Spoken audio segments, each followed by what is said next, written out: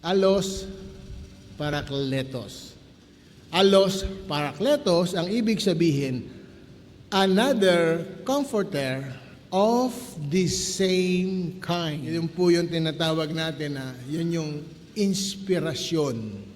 Okay. Sino ba yung inspirasyon natin? Batay sa pag-aaral ng mga nakaraan, yun yung Diyos na nagbibigay sa atin ng lakas, di ba? Sapagkat sa atin ay ipinanganak ang isang bata, sa atin ay ibinigay ang isang anak na lalaki, at ang pamamahala ay maaatang sa kanyang balikat, ang kanyang pangalan ay tatawagin kamangha-mangha, tagapayo.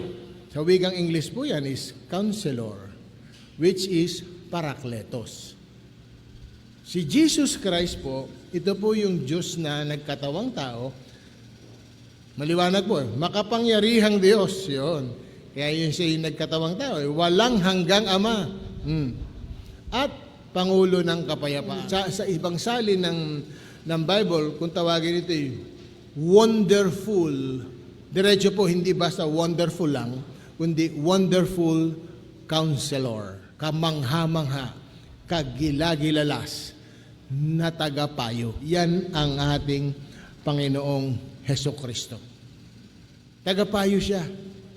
At bilang isang tagapayo, isabihin, siya yung nagtuturo. Sa panahong Kristiyano, yung mga turo niya, yun din ang ibinabahagi niya sa lahat ng mga kumikilala sa Kanya. No, yan yung ibinabahagi ng mga apostol, yung Kanyang 12 apostol, yun yung Kanyang itinuturo. Yung Kanyang binabahagi. No? Yan ang sinasabi. So, itinuturo kung paano ka dapat mamuhay. Halimbawa, nung isang babae na babatuhin na lang hanggang mamatay, sabi niya, sino merong walang kasalanan, siya unang bumato. Wala naman. No? Who am I to judge? O sino ba sa atin na walang kasalanan? Kaya kung minsan, pag sinabing yung church, minsan napipintasan yung church. Ba't kasi yung ganito? Ba't ganyan? Bakit kasama nyo sa church yan? Yun ang pintas ng tao Ang tanong, ano ba yung church?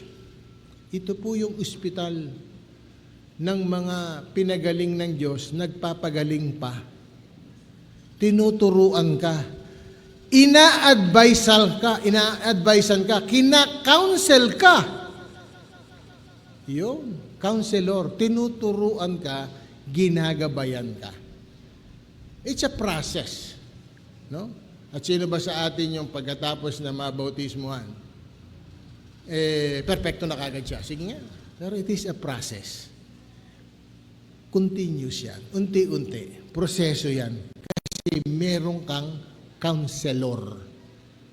Si Jesus Christ yung under-counselor.